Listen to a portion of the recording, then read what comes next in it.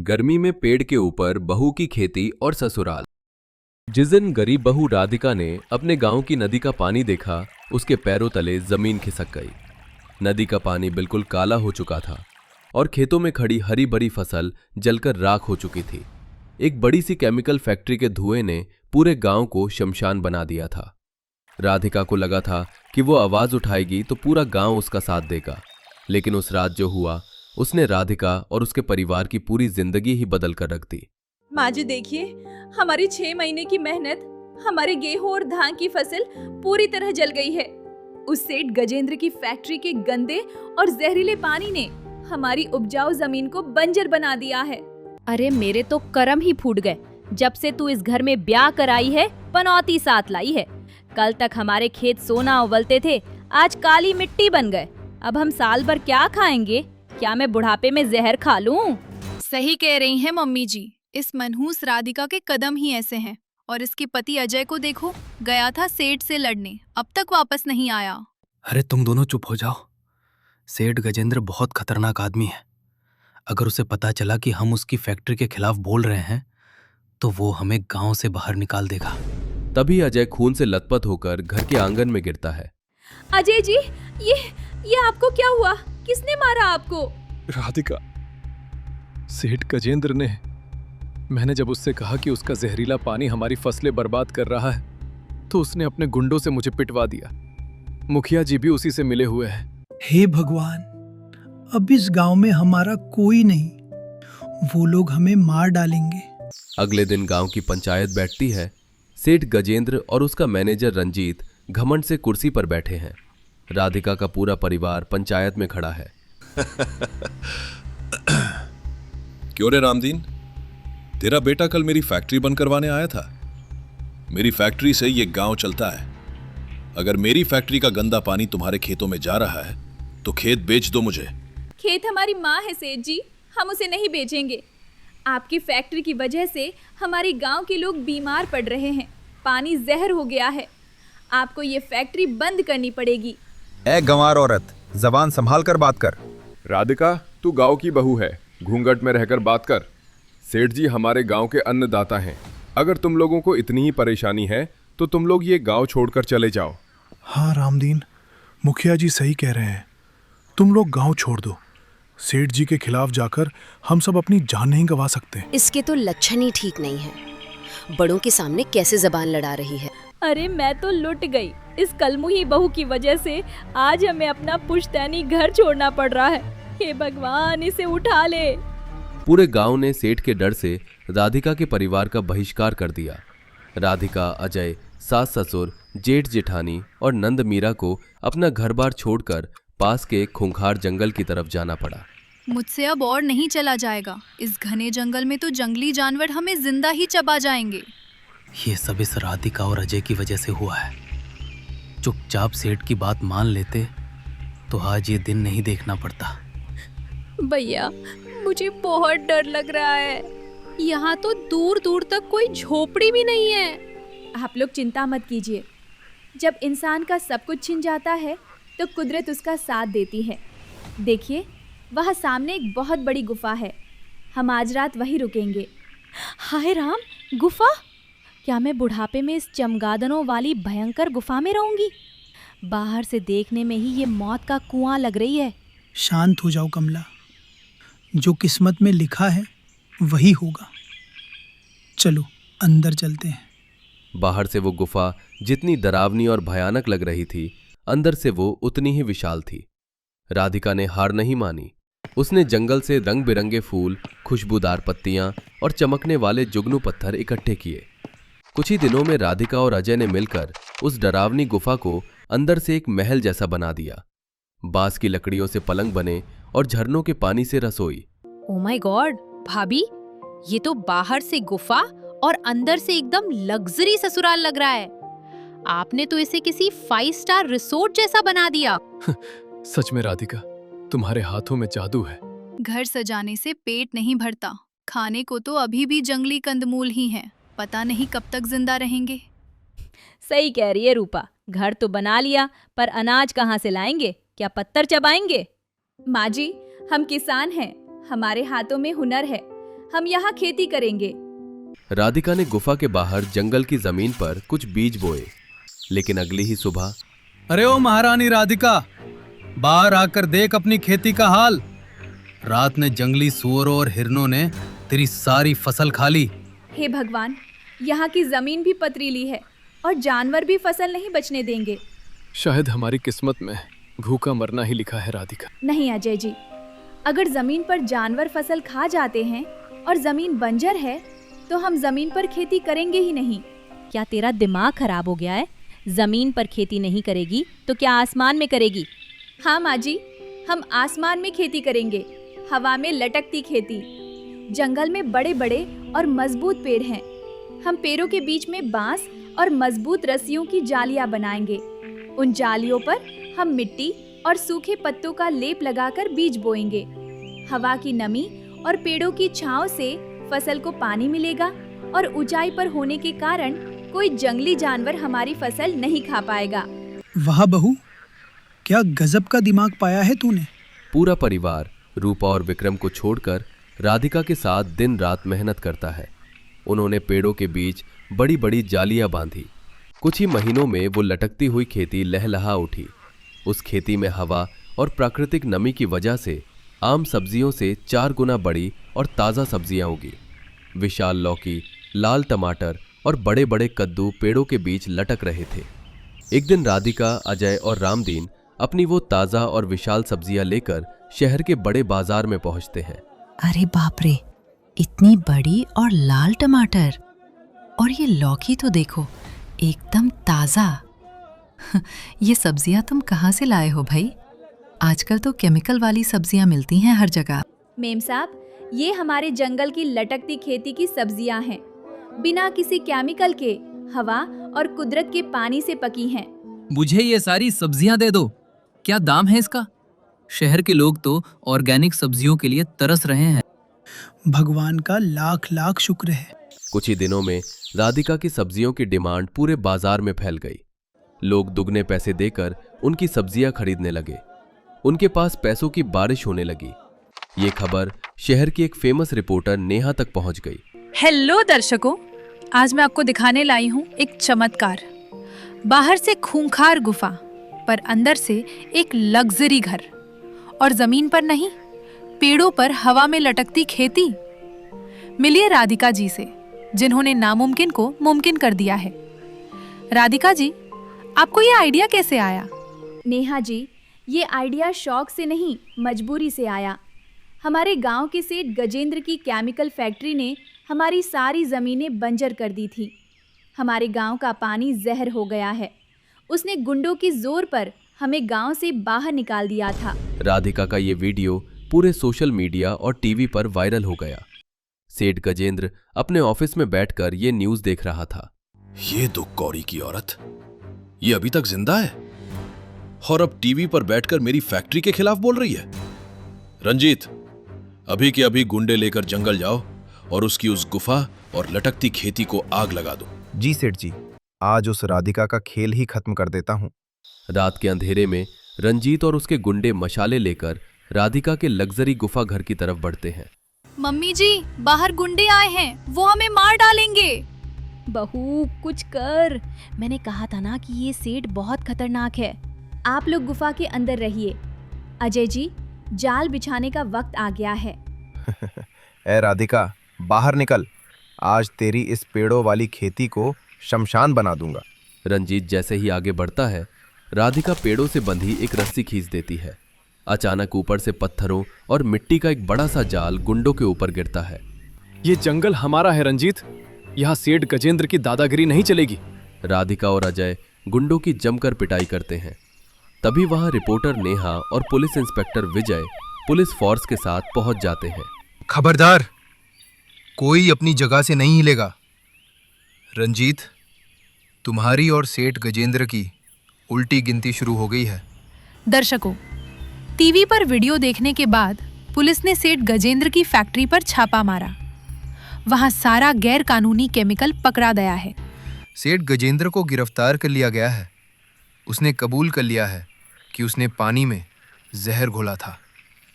राधिका जी, आपकी हिम्मत की वजह से आज पूरे गांव को इंसाफ मिला है।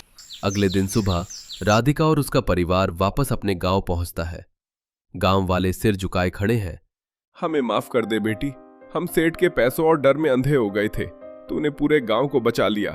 फैक्ट्री सील हो गई है और सरकार हमारी जमीनें ठीक करने में मदद कर रही है। हाँ बेटी, तू सच में इस गांव की लक्ष्मी है।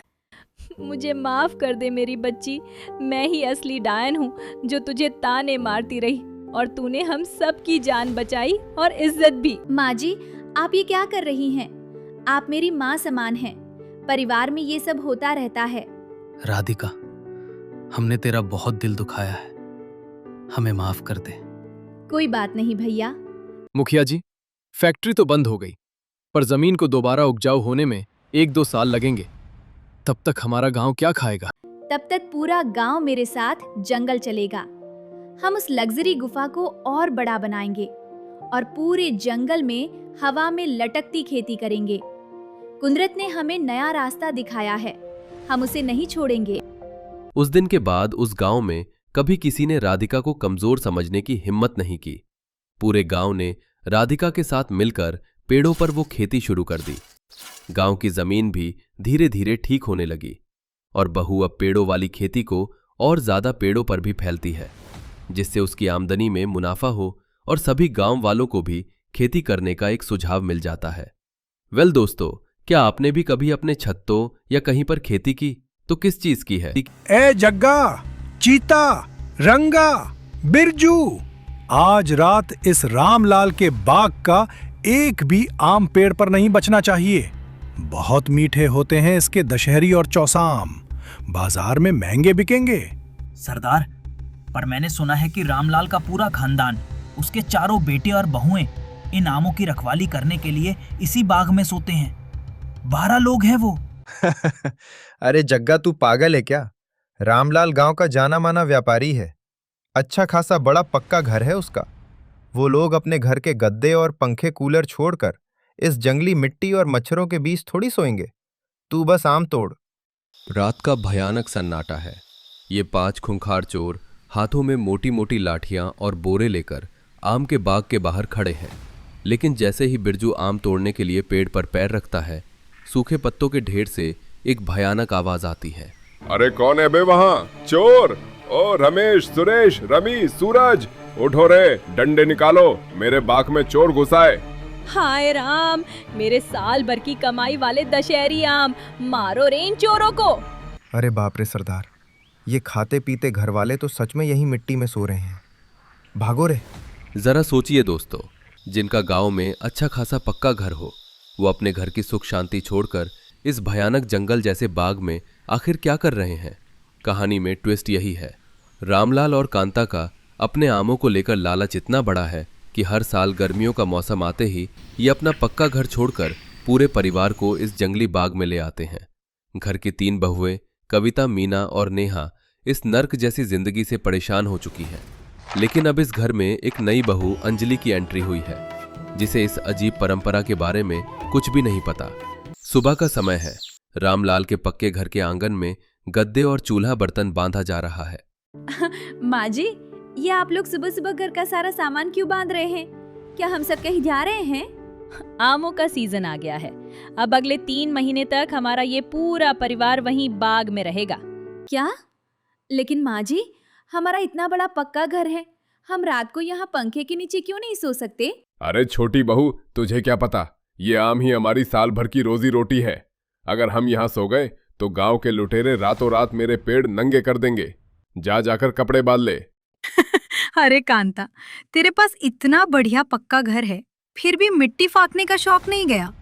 मेरे सरपंच जी तो मुझे गर्मी में पंखे के नीचे से हिलने नहीं देते। हाँ सरोज बहन, खुद तो बाग में मच्छरों से कटवाती है, इन बेचारी नई बहुओं को भी मजदूर बना रखा है। पूरा गांव हंसता है रामलाल के परिवार पर। तुम दोनों अपने काम से काम रखो, मेरे आमों को किसी की नजर ना लगे, इसलिए बाग में जाना पड़ता है। अरे रामलाल, साल भर का राशन एक साथ ले जा रहा है बाग में? संन्यास लेने का इरादा है क्या? हंसी मजाक छोड़ो लाला। रामलाल भाई, सुना है इस बार आम बाजार में बहुत महंगे हैं। डाकुओं और चोरों की नजर है। जरा परिवार का ध्यान रखना। अरे श्यामलाल, मेरे 4 हट्टे कट्टे बेटे हैं, कोई चोर मेरे बाग की तरफ आंख उठाकर तो देखे। बड़ी बहू कविता रामलाल के जाने के बाद अंजलि के पास आकर, देख लिया छोटी, सरोज ताई और बिमला चाची सही कह रही हैं। हम इंसान से जानवर बन जाते हैं। मेरी तो बाग में लकड़ियां बीन बीन कर कमर ही टूट जाती हैं। मुझे तो उस मिट्टी और धूल से एलर्जी है। रात भर मच्छर हमारा खून चूसते हैं, पर सास ससुर को बस अपने आमों के पैसों से प्यार है। और मुझे देखो, दोनों टाइम इस पक्के घर में आकर 12 लोगों का खाना बनाना पड़ता है, और फिर 2 किलोमीटर दूर बाग तक वो भारी बर्तन सिर पर ढोकर ले जाने पड़ते हैं। तुम्हारा भी स्वागत है इस नर्क में। अंजलि बेचारी मन मारकर बाग में पहुंचती है।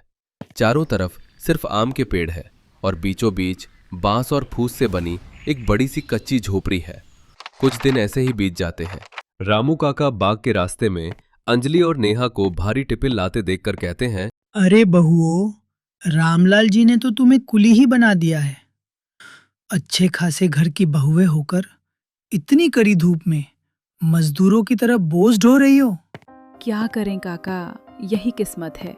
आ गई दोनों महारानियां मटक मटक कर।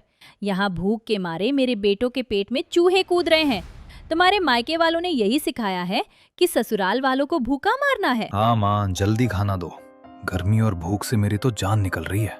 भैया, मॉम, प्लीज शांत हो जाइए। वो दोनों बेचारी इतनी दूर से पैदल खाना लेकर आ रही हैं। धूप देखिए कितनी तेज है, ऊपर से गांव वाले भी ताने मारते हैं। हाय राम, जोरू का गुलाम। राधा अगले दिन बाग में पिंकी से मिलने आती है। ये पिंकी, मैं तो तेरे पक्के घर गई थी, तू यहाँ इस कबाड़ खाने और मच्छरों के बीच क्या कर रही है? कबाड़ नहीं है ये राधा, इसे नेचर राइट कहते हैं। तू देखना, मैं शहर के फेमस ब्लॉगर बंटी को बुलाऊंगी, वो इसे इंटरनेट पर वायरल कर देगा। अगले दिन सुबह सुबह झोपड़ी के बाहर भयंकर शोर मचता है। 25 से 30 खूंखार बंदरों का एक झुंड आ गया था और वे आम के ढेरों पर टूट पड़े थे। अरे भागो रमेश, रवि, ये बंदर तो मेरे सारे आम खा जाएंगे, डंडे मारो इन्हें। अरे बाबूजी रहने दो, ये तो काटने दौड़ रहे हैं, इनके दांत देखो कितने बड़े हैं। अंजलि जल्दी से झोपड़ी के अंदर जाकर एक अलार्म और अपना फोन एक स्टील के बर्तन में रखकर लाती है। सब लोग पीछे हट जाइए। अंजलि फोन में फुल वॉल्यूम में शेर की दहाड़ प्ले कर देती है। बर्तन की वजह से आवाज इतनी तेज गूंजती है कि सारे बंदर डर के मारे पेड़ों की टहनियां फांदते हुए रफू चक्कर हो जाते हैं। वाह छोटी, तूने तो बिना लड़े अपने दिमाग से ही बंदरों की फौज भगा दी। हाँ, नुकसान होने से बचा लिया, पर इसका मतलब ये नहीं कि ये काम नहीं करेगी। जा अंजलि, जाकर गोबर पात कर ला। उसी दोपहर ब्लॉगर बंटी कैमरा टीम के साथ आता है और नाक सिकोड़कर कैमरे में कहता है, सो गाइस, आज हम आए हैं एक देसी बाग में, पर यार यहाँ तो बहुत गंदी बदबू आ रही है। ये अच्छे खासे घर के लोग भिखारियों की तरह इस टूटी फूटी झोपड़ी में रह रहे हैं। मैं जा रहा हूँ। हाय राम, इस कैमरे वाले के सामने हमारी कितनी बेइज्जती हो रही है। बिमला चाची और सरोज ताई ये वीडियो देखेंगी तो क्या कहेंगी? रुकिए बंटी जी, आप देसी कंटेंट चाहते हैं ना, मैं दूंगी। दीदी, आप सब मेरी मदद करो। अंजलि अपनी तीनों जेठानियों के साथ मिलकर कच्चा चूल्हा बनाती है। वो चारों कच्चे आमों को छीलकर गुड़, जीरा और लाल मिर्च डालकर एकदम देसी कच्चे आम की खट्टी मीठी लौंजी बनाती है। ओह माय गॉड गाइस, ये मैंगो लौंजी माइंड ब्लोइंग है। इन देसी बहुओं के टैलेंट के लिए 1 लाइक तो बनता है। बंटी खुश होकर वीडियो पोस्ट कर देता है और वीडियो वायरल हो जाता है। लेकिन उस वायरल वीडियो का एक बहुत भयानक नतीजा निकलने वाला था। 2 दिन बाद की रात अंजलि का बुखार अब बहुत तेज हो चुका था। तभी झोपड़ी के बाहर कई गाड़ियों के रुकने की आवाज आती है। बाहर निकल है रामलाल, आज तेरा वीडियो देखकर मैं खुद अपनी फौज लेकर आया हूँ। अरे बाप रे, बंदूक, डाकू आ गए। रमेश, सुरेश, उठो। चोर तुरंत झोपड़ी में घुस आते हैं। जग्गा और चीता मिलकर रामलाल और उसके चारों बेटों को बुरी तरह पीटकर पेड़ों से बांध देते हैं। हाय भगवान, मेरी तो हड्डियां तोड़ दी। बाबूजी, इन्हें आम ले जाने दो। चुप कर बुढ़िया, घर की चाबियां और सारा सोना बाहर निकाल, और जग्गा, जा ट्रकों में आम भरना शुरू कर। अरे ओ बहुओं, चुपचाप सारा गहना उतार कर दे दो, वरना। खबरदार जो मेरी जेठानियों को हाथ लगाया। अरे ओ हीरोइन, तू क्या हमारा बिगाड़ लेगी? हम 5 खूंखार मर्द हैं और तुम कमजोर औरतें। अंजलि बिना डरे सख्त चौसा आमों की भरी टोकरी से एक आम पूरी ताकत से कालिया के सिर पर खींचकर मारते हुए। ये ले। मेरी आंख फूट गई बे, खून निकल आया। अंजलि लगातार आम फेंकते हुए जोर से चिल्लाई। दीदी खड़ी क्या हो? उठाओ इन आमों को और मारो इन गुंडों को। आज बता दो कि रामलाल के घर की बहुएं क्या कर सकती हैं। अंजलि की बात सुनकर कविता, मीना और नेहा के अंदर जो महीनों का गुस्सा और फ्रस्ट्रेशन भरा था वो ज्वालामुखी की तरह फट पड़ता है। चारों बहुएं कच्चे आमों की टोकरियां उठा लेती हैं और पूरी ताकत से चोरों के मुंह और नाक पर पत्थर जैसे आम मारने लगती हैं। ले कुत्ते, बहुत शौक था ना आम खाने का। हाय रे, मेरे दांत टूट गए। मेरे पति को मारेगा, आज हम तुम्हें जिंदा नहीं छोड़ेंगे। अरे बाप रे सरदार, ये औरतें नहीं चुड़ैले हैं, भागो। गांव की तरफ भागो रे, बाग में तो ये हमें मार डालेंगी। चोर अपनी जान बचाने के लिए गांव की तरफ दौड़ पड़ते हैं, लेकिन बहुओं का चंडी अवतार जाग चुका था। वो उन्हें इतनी आसानी से कहां छोड़ने वाली थीं। कविता और नेहा ने बाग से लाठियां उठा लीं और चारों बहुएं उन खूंखार चोरों के पीछे पीछे गांव की गलियों तक पहुंच जाती हैं। बचाओ, अरे कोई तो बचाओ इन औरतों से। आज तुम्हें तुम्हारी नानी याद दिलाएंगे। आधी रात को गांव की गलियों में हो रहे इस शोर शराबे से लोगों की नींद खुल जाती है। रामू काका, श्यामलाल, लाला धनीराम, सरोजताई और बिमला चाची अपने अपने घरों से बाहर निकलते हैं और ये नजारा देखकर सन्न रह जाते हैं। अरे बाप रे, ये रामलाल की बहुएं आधी रात को लाठियां लेकर किसे दौड़ा रही हैं? अरे ये तो कालिया डाकू और उसका गैंग है। जिन बहुओं को रामलाल ने नौकरानी बना रखा था, आज वो शेरनियां बन गई हैं। अरे ये डाकू तो हमारे गांव को लूटने आए होंगे। रामलाल की बहुओं ने तो कमाल कर दिया।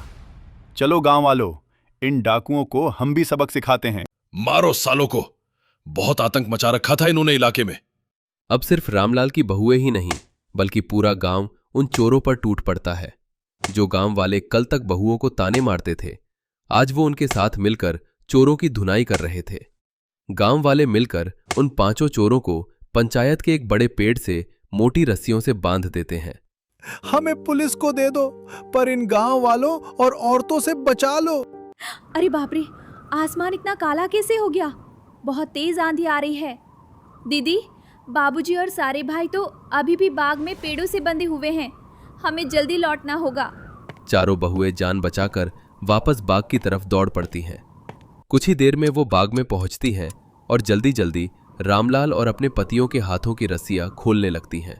वाह अंजलि, तुम सब तो असली शेरनियां हो। अरे भागो, तूफान आ रहा है। बहुओं, जल्दी झोपड़ी में चलो। मेरे आम, इतनी तेज हवा में मेरे सारे कच्चे आम टूटकर गिर जाएंगे। पूरा परिवार भागकर झोपड़ी के अंदर घुसता है, लेकिन तूफान इतना भयंकर था कि हवा का एक बहुत तेज झोंका आता है और उनकी कच्ची झोपड़ी की छत हवा में तिनके की तरह उड़ जाती है। आसमान से ओलों की तरह बड़े बड़े और सख्त आम धराधर गिरने लगते हैं। एक बहुत बड़ा कच्चा आम सीधे आकर कांता के सिर पर लगता है और वो चक्कर खाकर जमीन पर गिर जाती है। तभी एक भारी पेड़ की टहनी कांता के बिल्कुल ऊपर गिरने वाली होती है। अंजलि चीखते हुए अपनी परवाह किए बिना पास पड़ी एक टूटी हुई चारपाई उठाकर कांता के ऊपर ढाल की तरह लगाते हुए माँ जी! भारी टहनी सीधे अंजलि के कंधे और उस चारपाई पर गिरती है। अंजलि के कंधे से खून बहने लगता है, लेकिन वो अपनी सांस को बचाए रखती है। आंधी लगभग आधे घंटे तक चलती है और फिर शांत हो जाती है। अगली सुबह का समय, पूरा परिवार गांव के पक्के घर के हॉल में कूलर की हवा में बैठा है। डॉक्टर अभी अभी अंजलि के कंधे पर पट्टी बांध कर गया है। रामलाल भाई, तुम्हारी बहुओं ने तो साक्षात चंडी का रूप ले लिया। पूरे गांव को इन पर गर्व है। बिल्कुल सही कहा मुखिया जी। इन 5 डाकुओं पर पुलिस का इनाम था। आज आपकी बहुओं की वजह से ये जेल जा रहे हैं। पुलिस विभाग इन्हें सलाम करता है। कांता, कल तक मैं तुझे ताने मारती थी, लेकिन आज तेरी बहुओं ने जो हिम्मत दिखाई है उसकी कोई मिसाल नहीं है। हाँ कांता बहन, हमें माफ कर दे। तेरी बहुएं सच में बहुत बहादुर हैं। मुझे माफ कर दो मेरी बच्चियों, मैं कितनी अंधी हो गई थी इन आमों के लालच में। जिन बहुओं से मैं मजदूरी कराती थी, आज उन्हीं ने हमें डाकुओं से बचाया। और अंजलि, तूने बुखार में होकर भी मेरी जान बचाई। बहुओं, कल रात जब मेरे ही उगाए आम पत्थर बनकर हम पर बरस रहे थे, तब मुझे समझ आया कि असली दौलत मेरे आम नहीं, मेरे घर की ये बेटियां हैं। हमें माफ कर दो। पापा जी, माँ जी, आप लोग प्लीज हाथ मत जोड़िए। डैड, हमने फैसला कर लिया है, हम सब इंसानों की तरह इस पक्के घर में ही रहेंगे। जय हिंद साहब, मैं गार्ड शेर सिंह। आपने चौकीदारी के लिए बुलाया था? हाँ भाई, आज से मेरे बाग की रखवाली तुम करोगे। अब से मेरा परिवार अपने घर में सुकून की नींद सोएगा। पर रामलाल, कल रात की आंधी में तेरे सारे कच्चे आम टूटकर जमीन पर गिर गए। तेरी तो साल भर की कमाई डूब गई। नहीं लाला जी, हमारा नुकसान नहीं बल्कि अब मुनाफा दुगना होगा। हम चारों बहुएं मिलकर उन गिरे हुए आमों से आम पन्ना, खट्टा मीठा अचार, लौंजी और आम पापड़ बनाएंगी। हम इसे रामलाल मैंगो प्रोडक्ट्स के नाम से पूरे शहर में सप्लाई करेंगे। हाँ बाबूजी, प्रोडक्शन मैं और मीना संभालेंगी और पैकेजिंग मैं देखूंगी। और मार्केटिंग मैं और मेरी सहेली राधा व्लॉगर बंटी के साथ मिलकर करेंगे। हे भगवान, मेरी चारों बहुएं तो सच में साक्षात अन्नपूर्णा है। आज के बाद इस घर का बिजनेस तुम बहुएं संभालोगी। और हाँ, आज मैं तुम सब के लिए अपने हाथों से खाना बनाऊंगी। तुम बस आराम करो। कुछ ही महीनों में बहुओं का आइडिया काम कर जाता है। उनका आम का अचार और आम पन्ना पूरे इलाके में फेमस हो जाता है। रात का समय है। पूरा परिवार अपने पक्के घर के बड़े से हॉल में पंखे कूलर की ठंडी हवा में बैठा ताज़ा आम खा रहा है। अंजलि और उसकी जेठानियां अब अपनी नई जिंदगी में बहुत खुश थीं।